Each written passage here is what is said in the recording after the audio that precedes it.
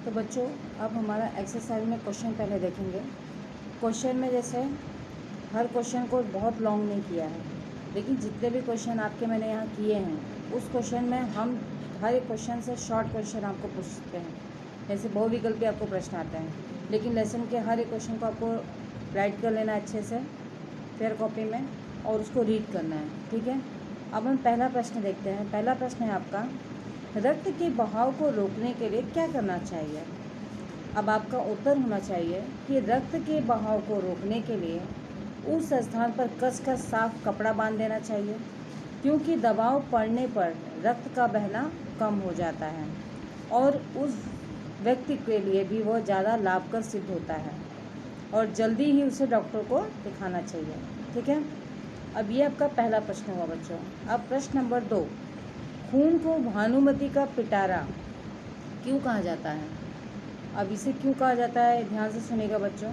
उत्तर है, भानुमति का पिटारा हिंदी में एक लोकोक्ति है जिसका अर्थ होता है कि एक पिटारे में कई तरीके की वस्तुएं। खून को भानुमति का पिटारा कहा जाता है क्योंकि यदि सूक्ष्मदर्शी द्वारा, जैसे मैंने मशीन के द्वारा बताया था कि सूक्ष्मदर्शी द्वारा से खून की एक बूंद को जांचा जाए तो उसमें लाखों की संख्या में लाल कण मौजूद होते हैं, या आपको मिलेंगे भी वो, जिसकी हम कल्पना भी नहीं कर सकते हैं। एक बूंद में कोई कल्पना कर सकता है बच्चों कि उसमें लाखों कण मिलेंगे, नहीं ना। इसीलिए उसे पिटारा कहा जाता है कि एक बूंद में भी इतनी सारी चीज़ें हैं और उसमें भी क्या क्या है कि जिसकी हम कल्पना नहीं कर सकते। तरल भाग होता है प्लाज्मा, जो रंग में नहीं होता है, बस कुछ कण होते हैं और वो प्लाज्मा में तैरते रहते हैं। इसी से हम जान पाएंगे, जब सूक्ष्म से देखा जाता है, पैथोलॉजी में देखो बहुत ध्यान से चीज़ें देखी जाती हैं तो उसमें ये चीज़ पता लगती है। इसके बाद है प्रश्न बच्चों आपका, ये प्रश्न 2 आपका कंप्लीट हो गया। अब प्रश्न 3 है, एनीमिया से बचने के लिए हमें क्या करना चाहिए।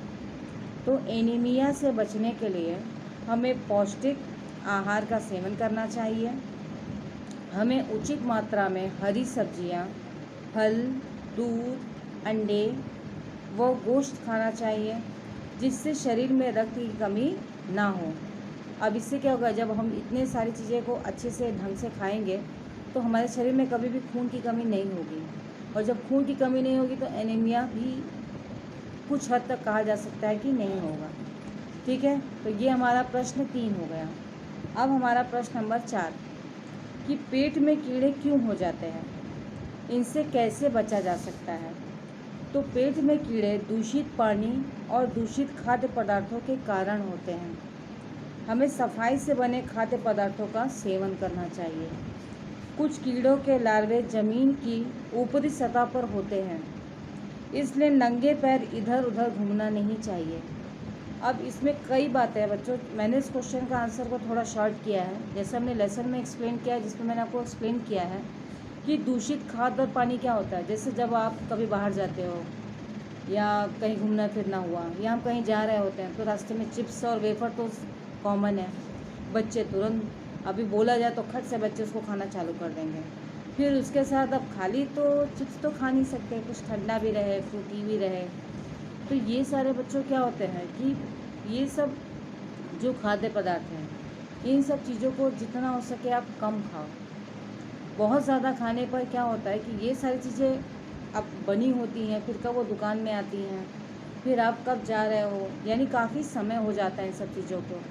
तो इस नाते से हमें बाहरी चीज़ों का, जो पैकेट में बने हुए चीज़ें होती हैं, उसको बहुत कम खाना चाहिए।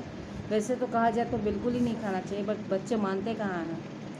खाइए लेकिन आप ज़्यादा नहीं खाइए, इसे थोड़ा ही खाइए, बहुत नुकसान करता है वो। तो इसी से क्या होता है, जो आपके पेट में कीड़े काटते हैं ना, जब मम्मा पेट दुख रहा है, वो इसीलिए होता है। तो इसीलिए हमें ऐसी चीज़ों को नहीं खाना चाहिए जिससे हमें ही बाद में प्रॉब्लम हो। अच्छी चीज़ें खाओ, जो खाना है मम्मी से कहो, मम्मी बनाएगी, ठीक है। तो इस प्रकार से ये चीज़ें हुई। नंगे पैर इधर उधर दौड़ने से मतलब मेरा एक और भी था, जैसे बहुत जगह पे हम देखते हैं ना कि बाहर खेतों में या खुली जगह पर लोग शौच के लिए जाते हैं। तो शौच में क्या होता है, जब वहाँ बैठा जाता है तो ज़मीन के अंदर भी कुछ जो ऊपरी सतह होती है वहाँ पर भी कुछ ऐसी चीज़ें पाई जाती हैं जो हमारे उन्हीं स्थानों से बॉडी के अंदर आ जाती हैं, और वो हमारे बॉडी के अंदर जाके हमारे बॉडी को कई जगह से चोट पहुंचा सकती हैं या बीमार कर देती हैं, ख़ास तौर पे फेफड़ों को अंदर जाके चिपक जाती हैं। तो वो चीज़ें इसीलिए शौच में नहीं, शौचालय में जाना है, ठीक है। तो अब हमारा बच्चों प्रश्न नंबर 4, उम्मीद कर रही हूँ आपको ये प्रश्न समझ में आएगा। मैंने समझाने के लिए आपको एक्सप्लेन कर दिया है। क्वेश्चन आंसर भी आपको लिखित में मिल जाएंगे, ठीक है। अब देखना है बच्चों, प्रश्न नंबर आपका होता है 5। अब 5वां प्रश्न है कि रक्त के सफ़ेद कणों को वीर सिपाही क्यों कहा जाता है। इसका उत्तर है, रक्त के सफ़ेद कणों को वीर सिपाही इसलिए कहा जाता है क्योंकि यह रोगों के कीटाणुओं को शरीर में घुसने नहीं देते।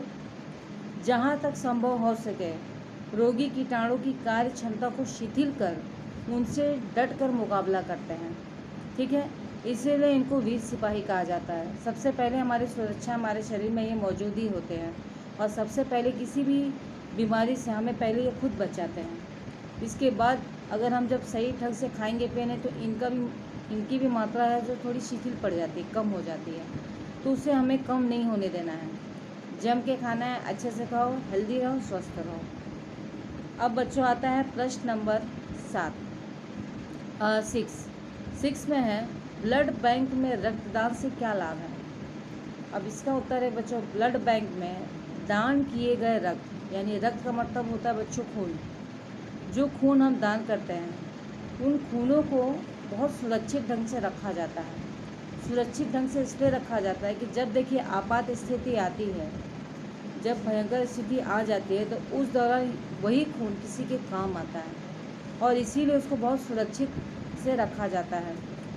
जब किसी को कभी खून की ज़रूरत पड़ती है तो ये खून उस रक्त समूह से, यानी जिस रक्त समूह का खून उसे चाहिए, जो हमें ब्लड बैंक में आसानी से मिल जाता है और फिर वो ब्लड बैंक से ले लिया जाता है, उस व्यक्ति के वो काम आ जाता है। इस प्रकार से हमें ब्लड यानी खून को दान करना चाहिए, अच्छी चीज़ है, ठीक है।